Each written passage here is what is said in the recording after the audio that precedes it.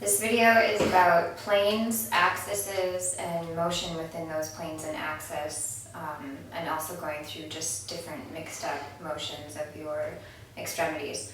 So if you think of a doll and how a doll would move along different axes, it will help you, or it helped me, figure out what movements were happening in what planes and what axes. So if you're to take a marker, a straw, anything cylinder like a rod, and use that as a guide, then when you're talking about flexion and extension, that's flexion curling forward, extension curling backwards. That is happening in the sagittal plane, as if your body was cut in half between right and left sides, and that would be happening on a frontal axis, which makes perfect sense when you think about your spine or your trunk moving. And then when you think about your neck, flexing forward and extension back, that's happening in the sagittal plane on a frontal axis. Now, lateral flexion is slightly different, so you just need to make a mental note that that is more of a movement along the same lines of adduction or abduction, depending on how you want to think about it. So when your neck is in lateral flexion to the right or the left, I tend to think of it as adduction because I'm trying to add it to my shoulder. Or when you're thinking about your trunk or your spine moving in lateral flexion, you're trying to add it to your hip. So abduction and adduction is happening within the frontal plane, which has the anterior and posterior sides, and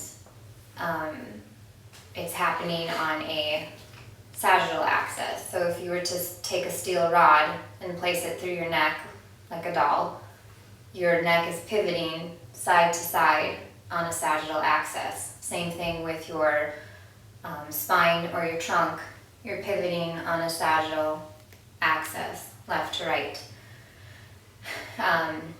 If you're talking about actual abduction and adduction of your shoulder, again, that is going to be in the frontal plane with a sagittal axis. So abduction, adduction, abduction, adduction. The transverse plane is my favorite because that's just straightforward and very easy. So if your body was cut in half anywhere, and that's with rotating, you would be rotating on a vertical or longitudinal axis. So if there was a steel rod in the doll, you're twisting on the steel rod. Same thing with the neck rotation. You're twisting on a steel rod with the longitudinal or vertical axis.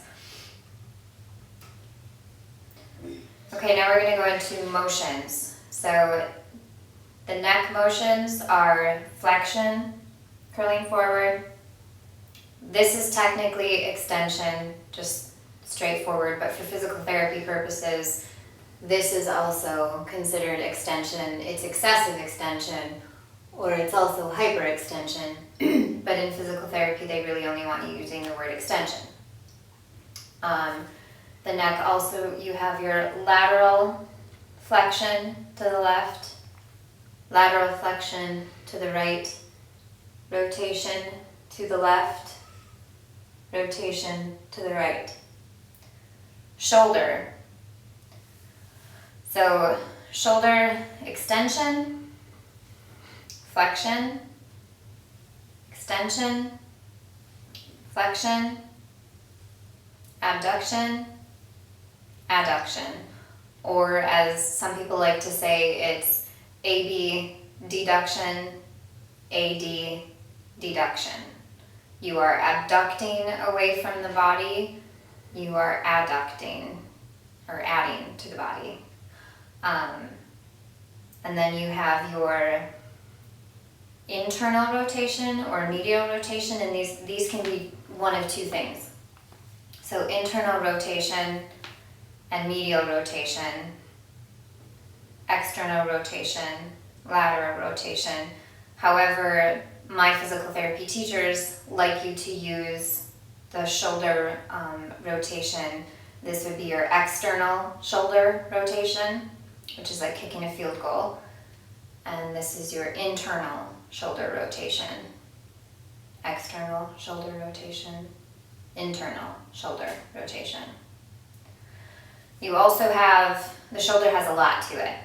You also have your horizontal AB deduction or shoulder horizontal abduction, shoulder horizontal AD deduction. Some pictures show it all the way over here as well. So shoulder horizontal adduction, shoulder horizontal abduction. Moving on to the forearms, trying to decide whether it's pronation or supination. Look at the words. Supination has the word up in it, UP. So I often think of, what's up? Palms up. Your palms are up, so your supination. And pronation has the word ON in it, so your palms are on the surface of something, like a desk, if this is a desk. So pronation, supination. Your wrists, you're always in the anatomical position. So when you're looking at the motions of the wrist, it's going to be flexion, extension, or even this is just extension, but extension, flexion. You have adduction or AD deduction, which is also ulnar deviation. So your wrist, you have the ulna bone on the pinky side, the radius bone is on the thumb side. You're in the anatomical position. Ulnar deviation is adduction or AD deduction, and abduction or AB deduction is happening is radial deviation. So radial deviation, abduction, ulnar deviation, adduction. Fingers, that's pretty basic. You're supposed to use your middle finger as, if you're just rotating the index finger, use the middle finger as your guide. So this would be abduction, flexion, extension, and adduction. So abduction of the fingers, adduction of the fingers, flexion of the fingers, extension of the fingers. The thumb, you're in the anatomical position, and automatically the thumb is in extension when you're like this. Or you could also think of it as thumbs up, extension. So thumb extension, thumb adduction or AD deduction, adding it to your palm. Flexion and abduction, AB deduction. Abduction is a little bit funky, but you can think of it as a puppet show or a duck quacking, and that makes it a little bit easier to remember. Now when you go into trunk flexion, trunk can also be defined as spine or spinal. So flexion, you are curling your spine and your trunk forward. Extension, you are extending it back. Lateral flexion to the right. Lateral flexion to the left. Rotation of the trunk to the left. Rotation of the trunk to the right. Now we're going to go into hips. Do you need to move it, or are you okay? Okay, so hip flexion is very similar to shoulder flexion. So hip flexion is out, extension is back, abduction or abduction is out. You're abducting your hip away from your body, an adduction, you're adding it to your body. Aide deduction, as our teacher likes to say. So flexion, abduction, extension, adduction. Hip rotation happens on the transverse plane on a longitudinal or vertical axis. So you have your internal hip rotation. This can also be known as medial hip rotation. And then you have your external hip rotation, also known as lateral hip rotation. So this movement is considered you're going into extension. So this is extension when your knee is straight out. Anywhere from extension to, your buttocks, that's flexion of your knee. It's knee flexion.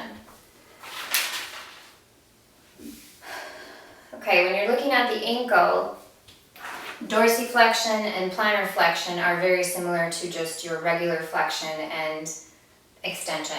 So again, if you have the steel rod, dorsiflexion is bringing your toe up to meet your shin, and plantar flexion is planting it down to plant it into the ground, or some people say it's, ballerina feet. So plantar flexion, you're planting it into the ground. Dorsiflexion, you're lifting it up. You have it is on the frontal plane with a sagittal axis, so as if the rod was going straight through your ankle bone. So inversion, coming into the body, also known as aide deduction. Eversion, away from the body, also known as abduction, abducting it away. So again, with eversion and inversion, you would want to think of your sagittal axis here, going in and out. So which is the adduction and abduction. And for your toes, curling of your toes is flexion. Your toes just flat on the floor, regular is extension, or lifting them up is considered excessive extension and hyperextension. But again, purposes of PT, it's just extension.